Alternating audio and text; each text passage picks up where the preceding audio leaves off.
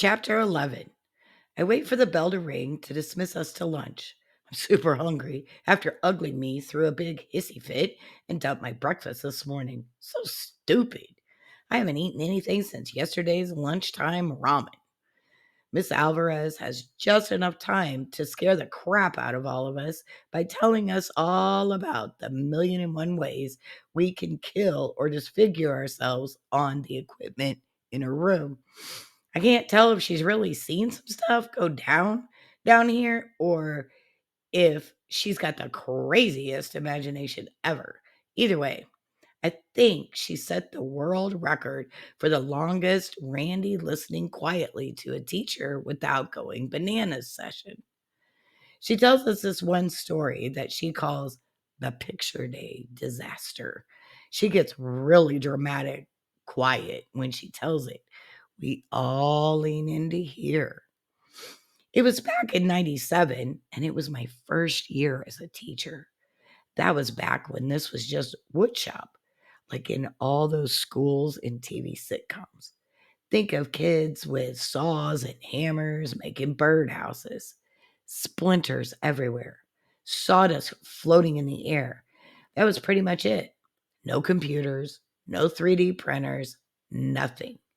She gestures around all dramatically as if she's some model on a game show. I have to admit it. There's a lot of pretty cool stuff down here. It was picture day.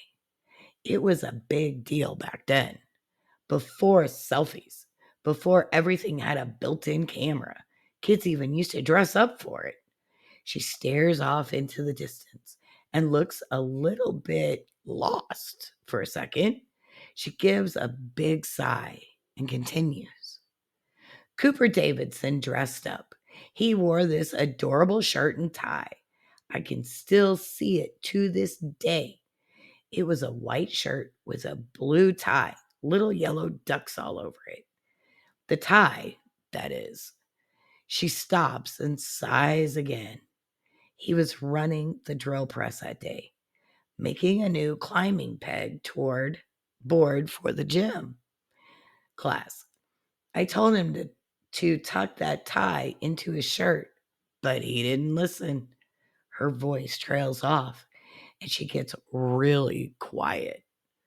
He was drilling right along, almost finished, but then before we knew it, that cute little tie got wrapped up in the drill and pulled him right in. Miss Alvarez starts breathing hard and talking faster. We couldn't stop it. All we could see was the blood, and we panicked. It was everywhere, on the walls, on the floor, on the ceiling. He was screaming, and we were screaming, and we just watched in horror. Tears are coming to her eyes now, and she's starting to sound hysterical. By the time Janet Mitten thought to unplug the machine, poor Cooper's face had been completely ripped off and splattered around the room. It took weeks to clean up the blood stains. In fact, if you look up there, she gestures towards a spot on the ceiling. You can see where they missed a spot. Our eyes follow her finger as she points. I've never heard a middle school classroom this quiet before. We stare at the ceiling, hoping, but not hoping, to see a decades old blood stain. The silence deepens. Booga booga booga, Miss Alvarez shouts. The entire class jumps like 10 feet into the air. I swear to God, I I swear to God, I pee a little in my pants. She laughs a big, goofy laugh for a good minute or so, tears rolling down her cheeks. I love doing that, she says. I wait all summer long to tell that story. I think you guys set a new height record. She's still laughing, and those of us whose hearts have started beating again are starting to join in. Emmeline looks like she's about to puke. Come on, guys, Miss Alvarez says. How old do you think I am? I was 14 years old in 97. For crying out loud. She puts her hands on her hips and gestures to pretends to act all offended that we would believe that she was old enough to have been teacher that long ago. But seriously, she says, and her voice hardens a bit. Listen to what I say because I don't want to see any of you get hurt because you're my babies now. And I love you. She looks around and smiles, and I believe her. I wonder if she'd adopt a mess like me. Chapter 12. By the time I get to the lunchroom, some idiot has already burned a bag of popcorn in the beat up communal microwave. The whole place smells like someone took a pair of sweaty gym socks, soaked them in garbage water for a month, and set them on fire. People are making a huge freaking show of holding their noses and pretending to gag. One stupid girl stuffs her head into the trash can and retches loudly. The dramatics are more sickening to me than the actual smell. The guilty party is nowhere to be seen. With all the immature bull going on in here, they're probably too embarrassed to admit to the deed. I can't say I blame them. The microwave just drones on until smoke starts to seep through the cracks of the door. Finally, Mr. Gorley runs over, turns the thing off. He opens the door, and a huge cloud of smoke puffs out as the bag bursts into flames. He panics and snatches a chocolate milk off of some chubby kid's tray. He douses the flames and pours the milk all down his pants in the process. It puts the fire out, but the smell goes from simply horrible to crisis level. Taco Bell bathroom, like biohazard. A couple of kids throw up for real this time. The poor microwave looks like a war zone. Mr. Gorley shakes his head and looks around the cafeteria, hoping that someone will do the right thing and take responsibility for the horrendous, stanky mess. Or at least just offer to help. He deflates like last week's birthday balloons. He looks a bit defeated, and I can't help but feel sorry for him. I'm sure he didn't spend all those years in college just so he could deal with crap like this. Middle schoolers can be like vicious wild dogs with razor sharp teeth and BO and wicked acne. You can't forget the zits. I sneak past the pitiful scene and slide into the serving line. School sustenance takes two. I just hope some of the food manages to make it to my mouth this time. Today's lunch is dinosaur shaped chicken chunks, limp broccoli, and neon yellow macaroni and cheese that I swear to God I saw a lunch lady pour out of a giant plastic bag. I wonder for a second what ungodly things they must do to the poor chicken at the factory to somehow stamp a happy little brontosaurus out of its carcass. But I decide to think of something happier, like root canals or rainstorms. I make it to the front of the line without spazzing out and causing another disaster. So far, so good. The same lunch lady from this morning, the new one, recognizes me and gives me this, "You poor thing," smile and waves me through. I guess she knows what a pitiful excuse for a human I am. Word travels fast.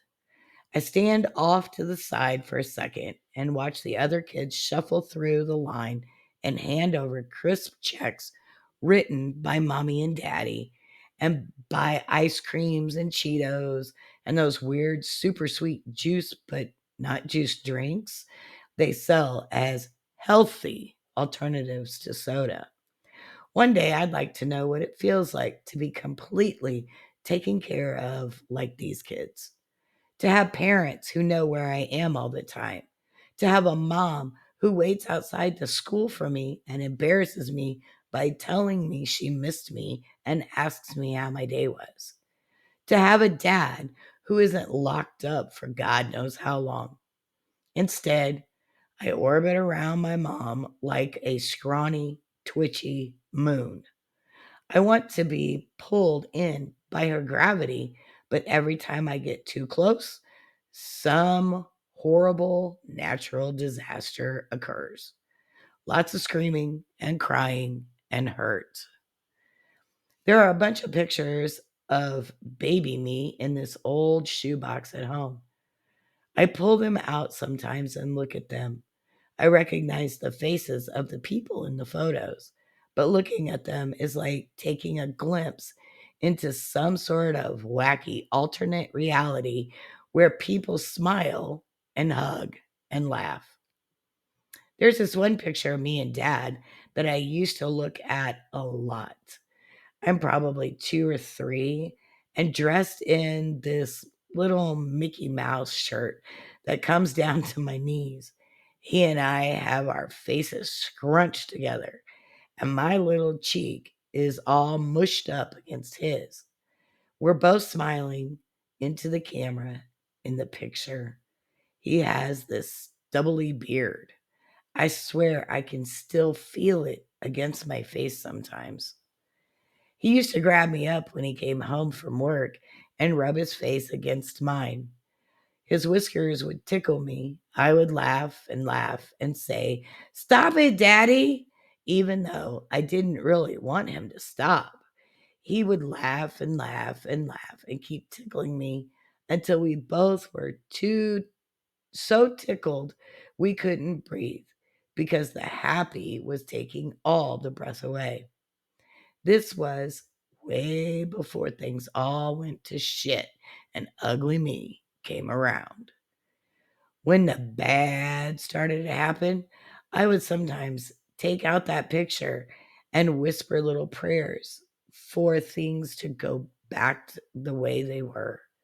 I would rock back and forth and squeeze my eyes closed and with myself and wish myself back into that picture. Clearly, it didn't work. That happy little girl and her happy little daddy are dead, swallowed up by ugliness. I might as well sell that photo to some picture frame company to use as the cheesy filler photos. We'll fit right in with the pictures of the other fictional families. "Out of the way, freak!" yells a voice behind me. Present reality comes rushing back to me, and the shoebox fades away. I've been spaced out again. I look back. It's one of the girls from science class, one of the ones that received my one finger salute. "What are you looking at, dumpster girl?" she asked, curling her stupid lip up with this disgusted looking face, like she just stepped on a fresh dog turd. She's slathered head to toe in mall clothes and makeup. She's got this glittery pink headband in her perfect blonde hair that ugly me would just love to rip off and shove sideways up her preppy you know what. I stare her down and she puffs up a little bit. I said, she takes a step closer. "What are you two?" "Girl, you better take your little self out of my kitchen right now," says another voice. It's Miss Ruthie, and she's evidently seen the whole little shebang because she's got her flabby arms crossed and looks super pissed. The girl opens her mouth to argue, but thinks better of it when Miss Ruthie cocks her head and gives her a wicked stink eye. She looks down and squeezes past me. Miss Ruthie puts her hands together like she's cleaning them and gives me a big grin. "I got you, girly," she says.